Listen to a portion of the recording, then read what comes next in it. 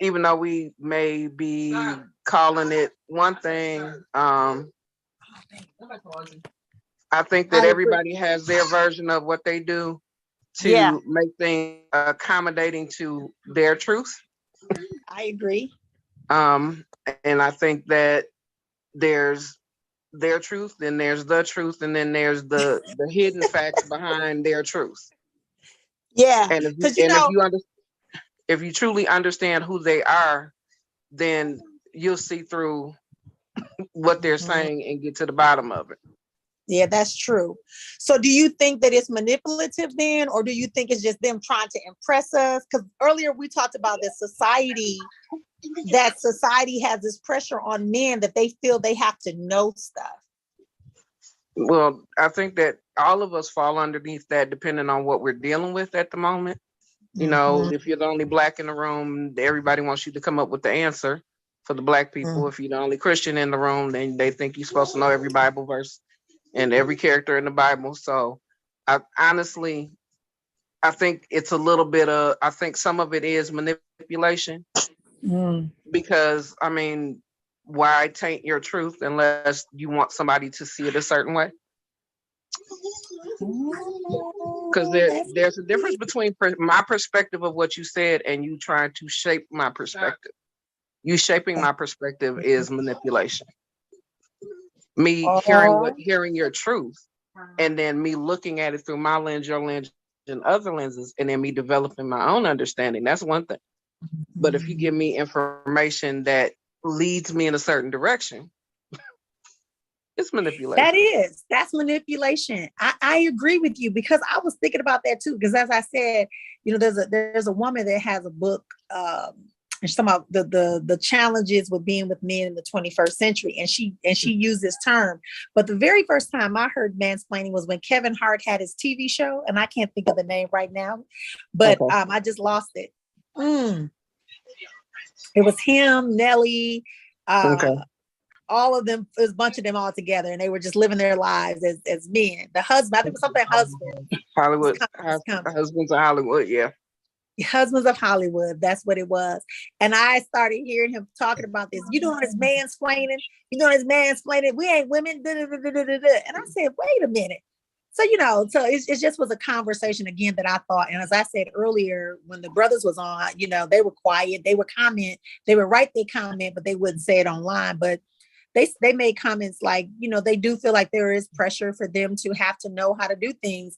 And one of the women that was on earlier said that her, she knows how to fix cars, but when her husband's from Nigeria, and he was like, no, you don't even think about a car. What are you looking up under the hood for? You don't know what to do. Basically saying because she was a woman that she Right. He wouldn't didn't know how to understand. handle the car. Right. And that Right. definitely was an example of what they do when they're having conversations with us, when they start taking us into spaces that negate us in our individual roles. And then, because here's the thing, we have roles and we have genders, but within that, we have independent lives. Absolutely. We have independent lives. I'm sending this to someone's texting me. I don't know why they're texting me, but I sent the link. Okay. First of all, go wipe. Go get a napkin and wipe your beard. You got all kind of ketchup in your beard, boy. Hold on, I'm sending this over to her. Here you go. Yeah, so that's my thing, and I think that this ideal of mansplaining definitely needs to be revisited and take off the pressure, because when you do that, it does limit the honesty in our interactions as men and women. Yeah. And I like what you said earlier, that if you are telling me information that is to skew my reality of what's possible, what's true, then it is out and out manipulation. See, that's why we need more women to come up and talk. We because we always bring this different viewpoint that makes us understand a little bit more plausibly what it is we're experiencing and why we are developing the way we are.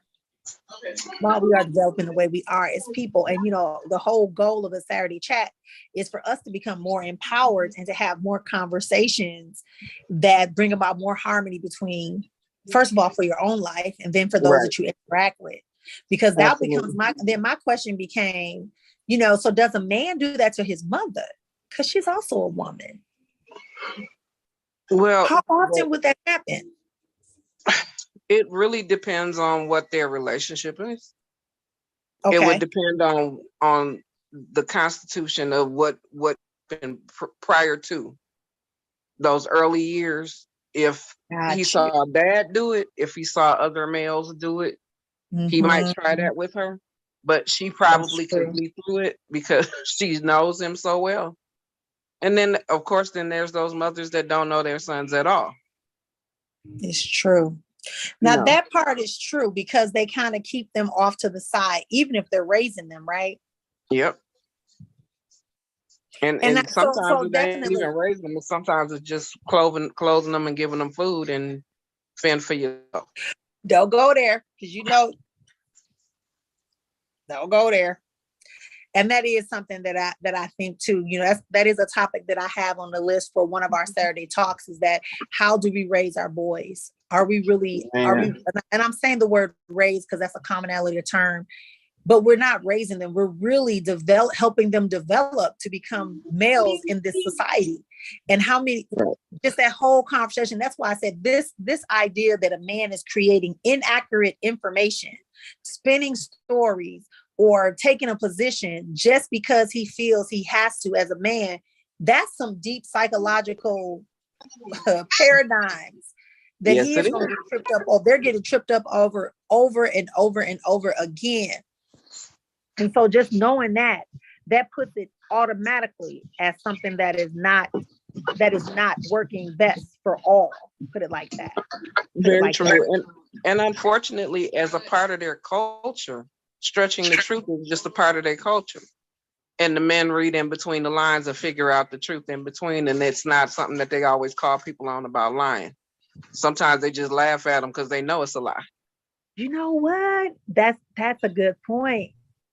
I say that sometimes. I say that men are socialized to support other men, whether they're lying, telling the truth, or doing wrong, because they believe that they have to do that to connect.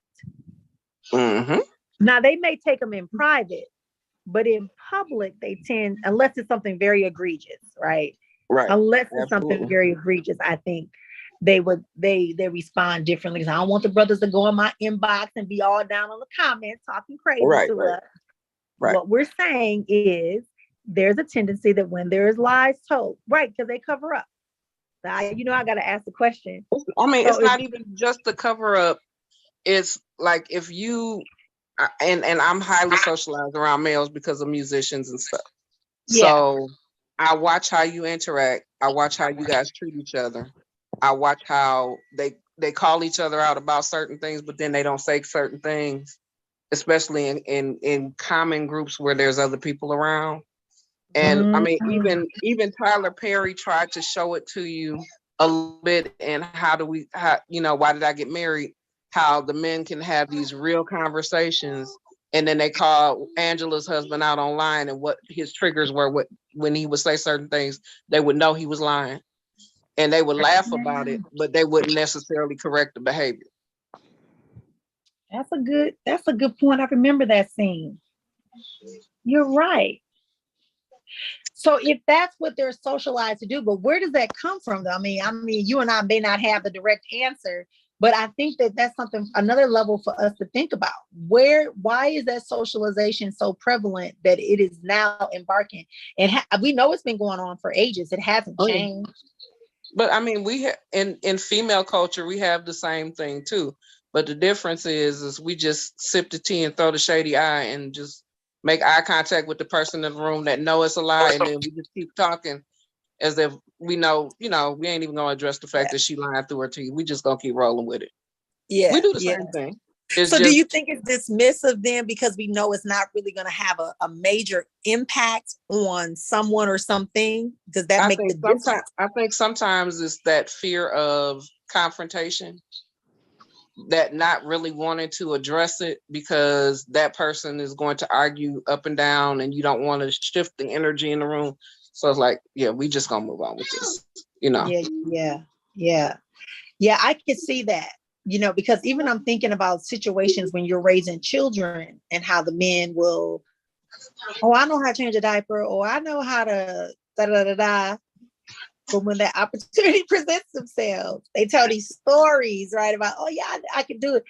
Yeah, that's a good premise to think about. Go back and revisit what causes us both. Like I said earlier, it's sure women do it too on some level, but I think that it happens more prevalently and there's more pressure on men to do it because of the way that we have been socialized to believe and expect that men should know certain information, know how to do things. And I spoke about earlier that people assume that a man knows how to change a tire, knows how to change an oil change, knows how to fix the carburetor. But those classes don't exist anymore. You're the same age. In our generation, we had shop classes. We had auto shop. We had whatever, wood shop and metal shop. Depending on what school you went to, you might have that skill set. Absolutely. Or Uncle George, or the man down the road, your big brother. Somebody was working on a car, and you had a chance to pick up that knowledge. Whereas now, I don't think they do.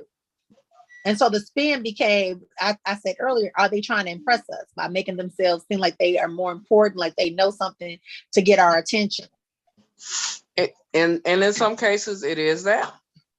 But in other cases, it is it's the persona they've become for other people.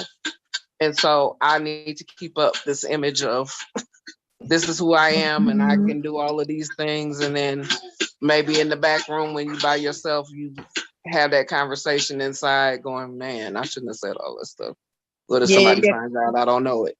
What if, or that I can't do it, right? Exactly. Exactly. Welcome to everybody who's joining us on the various platforms, listening to the Saturday Sip and Chat. Of course, I'm your host, Marion, sister of Who a Boy Do. We're here every Saturday at 11:30 a.m. Pacific and Mountain. That's 1:30 on Central, and it is 2:30 on the East Coast. So thanks for joining us, all of you that are joining us. If you want to join in live on the conversation, like you hear the young ladies doing right here, all you have to do is click the Zoom link that is found in the announcement on the platform.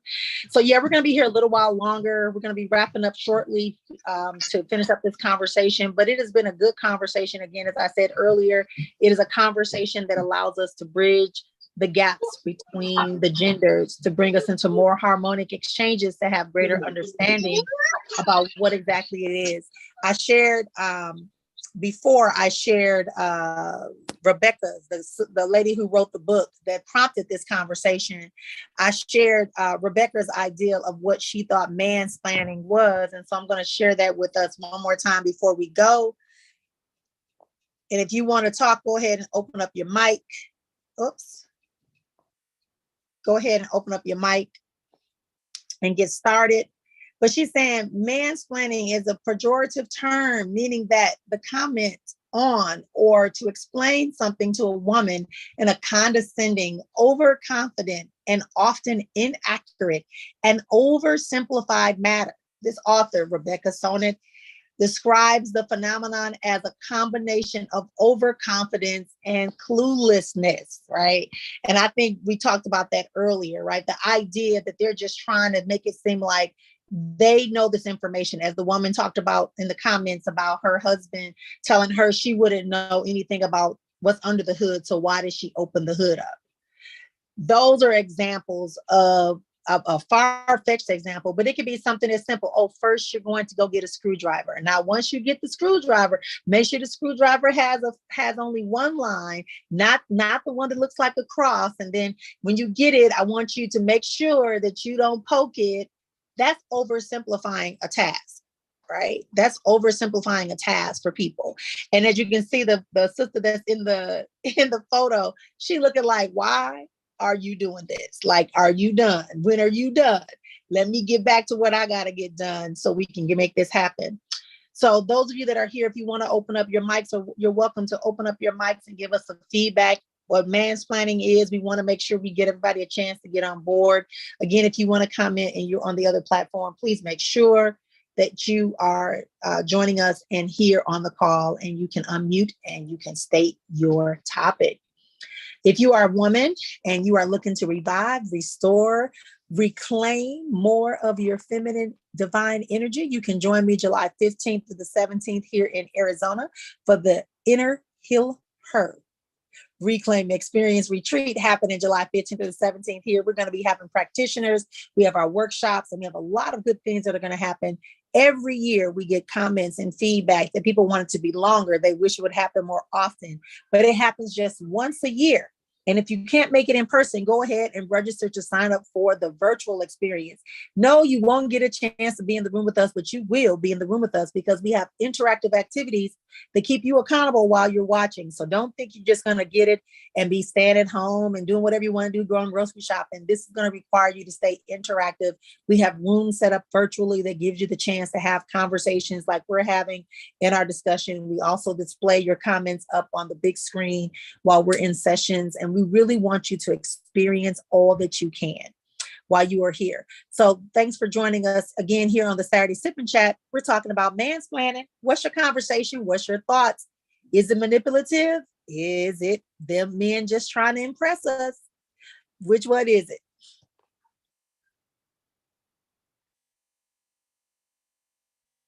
I'm reading a comment. Yeah, we talked about that earlier. Thank you for your comment, Zumi. We talked about that earlier, that women also do it in some form.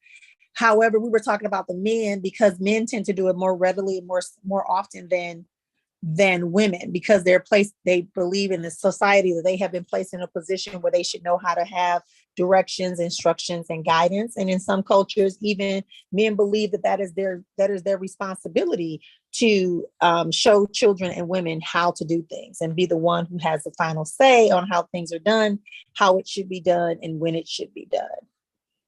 Because we come from, in America, at least, it's a patrilineal society, right? All right. So thank you for that comment. Others have comments, concerns, or on this topic as we wrap up today here on the Sip and Chat?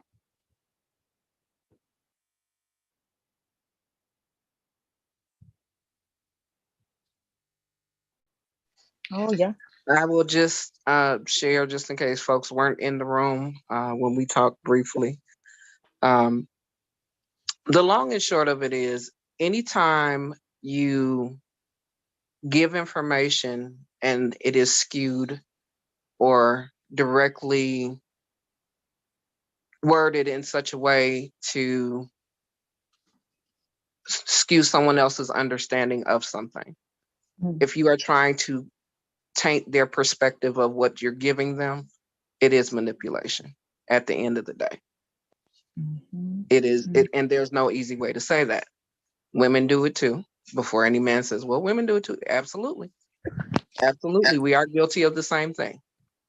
I understand that everybody has their own perspective of things, but if you want somebody to really understand what it is you're trying to say, give them the basic bones of it. They're going to make up their mind if they're on your team or not at the end of the day. The minute that you start to try and mold and shape how they think and how they look at things, the minute they get other information that contradicts what you told them, you become a liar and you become a whole bunch of other things in their eyes. And it's not worth all the work that you're putting into it to make it look like one thing. Just be honest. Put it out there. Yeah, the credibility goes away, right? And we don't want to lose that credibility in our men. We don't. We want the credibility to remain as an additional resource and extension of who we are. As I said earlier about the egalitarian experience, being able to have that experience and allowing people to speak from their wealthy place, from their place in wealth and depth of knowledge, versus having to create space or take on the assumptions or take on the expectations of things that we have no control over, and being honest and being sure in what we're doing. That's what's going to make us be able to grow together versus growing apart. And so it is, I will say that there are a lot of times when men do that. And again, society has played a major role in that, and we have allowed it to perpetuate because we continuously want to align things just solely based upon gender. And we know there are other genders, as I talked about earlier. We know that there are uh, same-sex relationships as well as heterogeneous relationships. However, we're looking at the phenom, right? However you identify yourself, right? If you have an assumption that because you are in this particular feminine expression outwardly, that there are people that you as a person, I should say, are incapable of fully understanding the complicated things, right? How to use a computer, which is definitely not something they could ever say, how to fix a car, how to understand how banking works, systems, investments, even relationships, like understanding relationships, understanding how you should have a role in your relationship also can include mansplaining, explaining, right? So we want to get to that point. She said, or as I heard sister say, she said, listen, it's manipulative. If you're trying to manipulate and change the rules and change the system to get me, it's not cute. It's not as cute anymore, right? Sometimes it is when you're trying really hard. You just want to go out here and you want to do it. But if you're going to tear up my car worse than what it is, don't touch my car.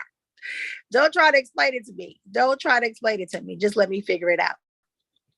All right, we're gonna wrap up right now. We got about 4 minutes left in the program. If anybody who wants to speak out or give a comment on final thought on mansplaining, manipulation, or trying to impress us as women, either way, we both know that there needs to be some changes in the way in which we share information with one another and get rid of assumptions that we have for one another. And we want this to be able to go forward in a more positive way, in a more interactive way, in a more conversational way, without there being this idea that some kind of way someone is getting over or minimizing the contribution of another. No one should be made to feel that they have to know some information in order to be valid.